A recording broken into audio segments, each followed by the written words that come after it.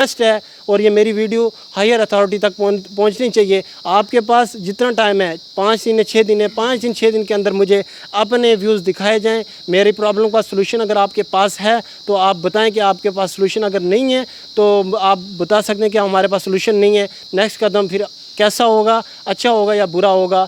आज तक मेरे माँ बाप ने मुझे कैसे पढ़ाया है वो मुझे पता है। मैंने पढ़ा है, कैसे पढ़ा है, कितना स्ट्रगल फेस करके मैंने पढ़ा है। ग्रेजुएशन डिग्री किया, ग्रेजुएशन डिग्री के बाद आज प्रोफेशनल डिग्री कर रहा हूँ। मैं इसलिए नहीं कर रहा हूँ कि मैं अगले फ्यूचर में कुछ गलत करूँ, मैं कुछ गलत सोचूँ। मैं ये कह रहा हूँ कि अगर मैं इतनी ख़तरनाक, इतनी गलत सिचुएशन से उठकर इस लेवल पे आ रहा हूँ और इसलिए कर रहा हूँ कि कल के जो यूथ देखेगा कि इस लेवल का ये बच्चा था, इस लेवल से उठ के इस लेवल पे आया है, हम भी कोशिश करें, हम भी आगे जाएं और यूथ आगे आएगा। लेकिन आज जो मेरी ये वीडियो देखेगा, इतनी इसने मेहनत की है, इतनी मशक्क़त के बाद इसके साथ ऐसा किया गया तो हमारा क्या किया जाएगा।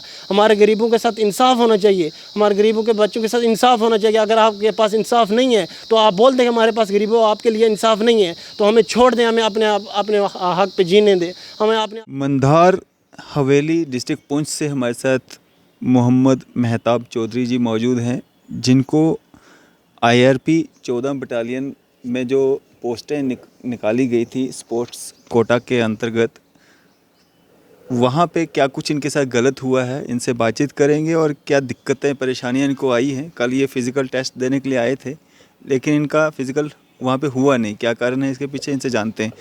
मेहताब, क्या कुछ पूरा वाक़या है और कब आपने ये फॉर्म जो है फ़िलअप किया था, अप्लाई किया था, जो रिसिप्ट आपने अभी दिखाई है?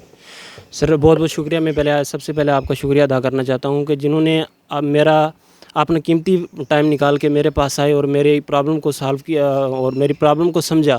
मैंने बहुत सारे चैनल वालों को कॉल की लेकिन मेरी कॉल किसी ने अटेंड नहीं की और जिसने अटेंड की उसने मेरी प्रॉब्लम को समझा नहीं। लेकिन सिर्फ ये आप ही का एक न्यूज़ शहर इंडियन चैनल है जिन्होंने मेरी बात को समझा।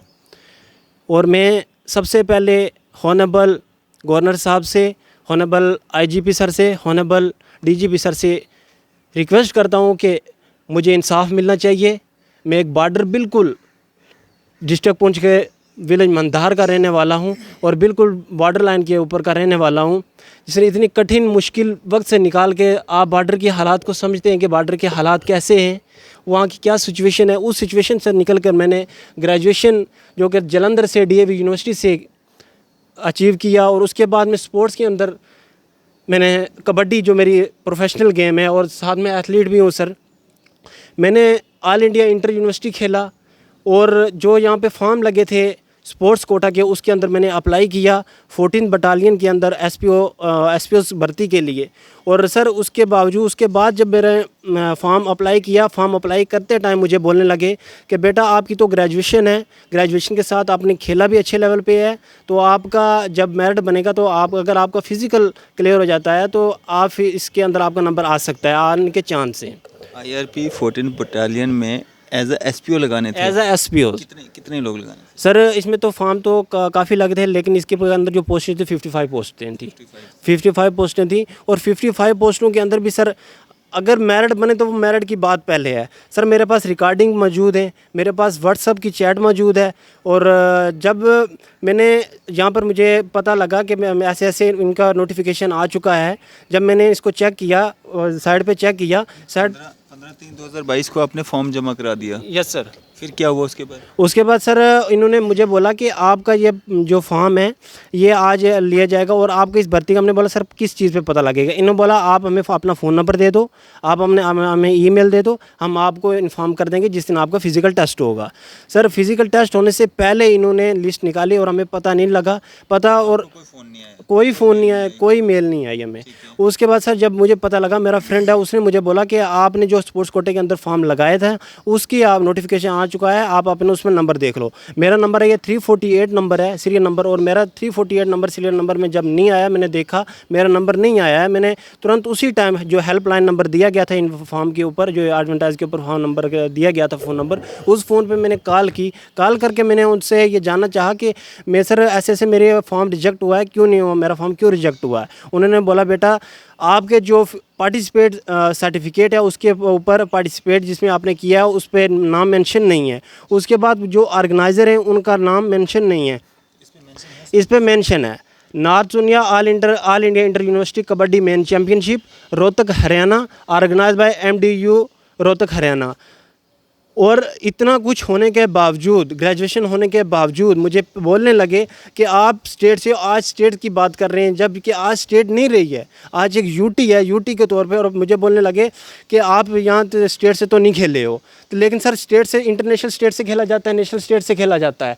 और उसके बाद मुझे ये बताएं कि आप इन्होंने मेरे साथ इतना गलत क्यों किया है। अगर कल के टाइम आज जो यूथ मेरी को वीडियो देख रहा होगा या सुन रहा होगा, वो इतनी मेहनत से, और इस इतने स्ट्रीट एरिया से मैं बिलोंग करता हूँ जिससे कोई मतलब कि आना जाना भी बहुत मुश्किल हो जाता है। और मैंने यहाँ SPOs के लिए ग्रेजुएशन करके SPOs की नौकरी के लिए अप्लाई किया, और उसमें मेरे साथ दंगेबाजी, उसमें क्राइम मेरे साथ हुआ। और क्यों हुआ, मुझे ये इंसाफ मिलना चाहिए।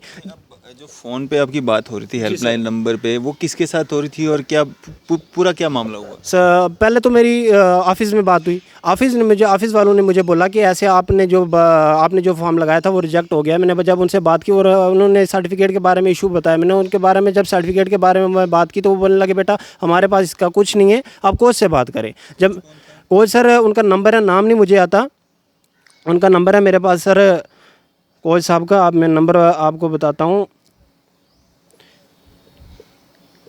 क्या बातचीत हुई उनके साथ? उन्होंने नंबर आपको दिया? हाँ, हेल्पलाइन वालों ने नंबर दिया जिन्होंने सिलेक्शन आपकी की है।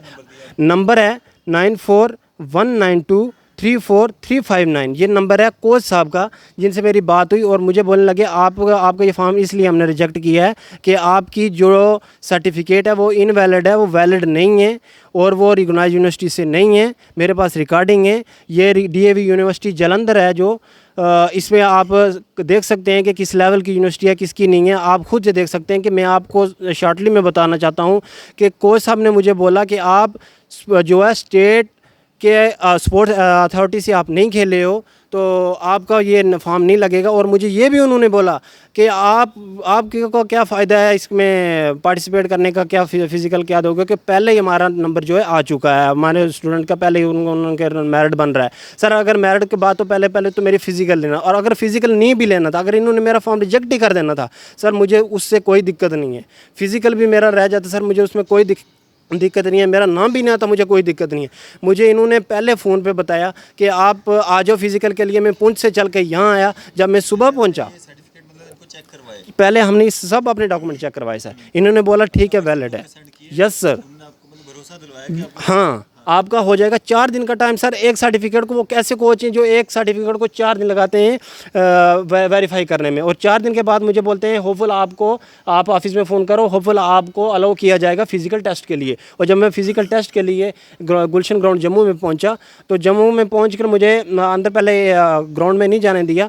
मैंने कोच सर को फ़ोन किया, कोच सर मुझे लेने आए। जब कोच सर अंदर मुझे लेके गए, SSB जो है उनसे मेरी बात हुई तो वो मुझे बोलने लगे बेटा क्या दिक्कत है, आपका फॉर्म क्यों रिजेक्ट हुआ। मैंने बोला सर मैम कोच सर से पूछ लो। कोच सर ने बोला कि ऐसे मेरे से मिस्टेक हुई है, और कोच साहब ने ये बोला है कि मुझसे मिस्टेक हुई है, मिस्टेक की वजह से इनका फॉर्म रिजेक्ट हुआ है, लेकिन इनकी कोच से हुई है, कोच ना कि मेरे से। कोच साहब खुद कह रहे हैं कि मुझसे मिस्टेक हुई है, मिस्टेक की वजह से इनके जो फॉर्म रिजेक्ट हुआ था। और मुझे बोलने लगे बेटा आप तो आ जाएँ, आप हमें फ़िज़िकल से 3 दिन पहले बता देते। मेरे पास कॉल रिकॉर्डिंग, कॉल डिटेल्स हैं। 26 को मैंने इनको जो है वो मैसेज किया, फ़ोन किया। यस सर, कोच को भी और ऑफिस में भी। ये मेरे पास इनकी डिटेल सब ने मैंने लिखी हैं, अपने फ़ोन से निकाल के लिखी हुई हैं। और जब मैं यहाँ पर पहुँचा, मुझे इन्होंने बोला सर मैं अभी इतना छोटा बच्चा नहीं हूँ। जब उन्होंने बोला कि हाँ ये चेक हो चुका है, इशारे से कोच सर को दूसरे बंदे ने बोला, मैं जानता नहीं हूँ, नाम नहीं जानता, कि ये जो डेट है ये ठीक है। कोच सर ने बोला हाँ ये ठीक है, मैं समझ गया। जब जैसे ये इन्होंने किया, और उसके बाद मुझे बोला आप 2 मिनट के लिए बैठ जाओ, आपको हम फिज़िकल के लिए अभी तो थोड़ी देर में बने। ये कल की बात है सर। Yes sir. तो जब मुझे इन्होंने बुला के जब ये कि हो गया तो मुझे बिठा दिया, तो बोल जाने लगा तो आप बैठ जाओ, आपको थोड़ी देर में फ़िज़िकल हम ले रहे हैं। जब वहाँ कोई नहीं रहा, मैं तैयार होकर बैठा हुआ, अपनी किट मैंने पहन के मैं बैठा हुआ, अपने डॉक्यूमेंट में लेके बैठा हुआ, तो मुझे बोलने लगे ना मेरे पास कोई ना है, सब बच्चे चले गए। मैं कोच सर के पास गया, मैंने बोला कोच सर मुझे मेरा फ़िज़िकल क्यों नहीं ले रहे हैं, क्या दिक्कत आ रही है आपको। तो मुझे बोलने लगे तू है कौन है, कहाँ से आया। वही कोच जिन्होंने आपको रिसीव किया, जिसने मुझे रिसीव किया था, वही मुझे बोलने लगे तो है कौन है। मैंने बोला सर अब इसका जवाब आप खुद देना, अब इस आपने मेरे साथ जो किया गलत किया, मैं क्या करूं, क्या कर सकता हूं मैं। और वो रिकॉर्डिंग है आपके पास जिसमें उन्होंने कहा कि आप आ जाओ यहाँ पे और यस सर मेरे पास रिकॉर्डिंग है। मैं सबूत से कहता हूं कि मेरे पास किसी भी टाइम में 9541। वो रिकॉर्डिंग दिखा दो। Yes sir. उन्होंने ये कहा है कि आप पुंछ से जो है अपने गांव से जो है यहाँ पे आ जाओ और फिजिकल में यस सर मेरे पास रिकॉर्डिंग, मैं आपको रिकॉर्डिंग अभी सुनाता हूँ।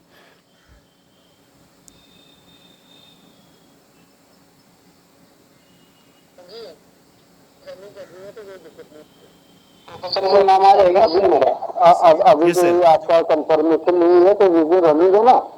जी सर जी सर। उस दिन आप आ जाना तो उस दिन हम आपको देख लेंगे और रनिंग करवानी होगी तो करवा लेंगे। ठीक है जी सर। जी सर 10 को भी है 11 को भी है।